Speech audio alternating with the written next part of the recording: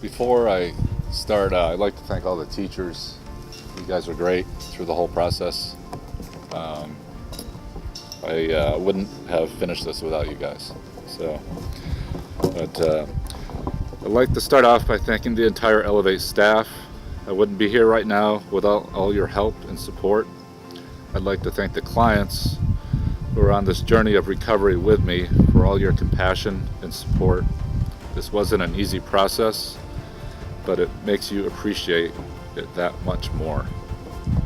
I look forward to rebuilding the love and trust of my family and friends and starting a new life of sobriety and health. I have forgiven myself for all the harm I've done and will continue with my personal growth and getting my life back on track. I feel like a new person, and I'm extremely grateful to have been able to have had this opportunity with all of you. Thank you.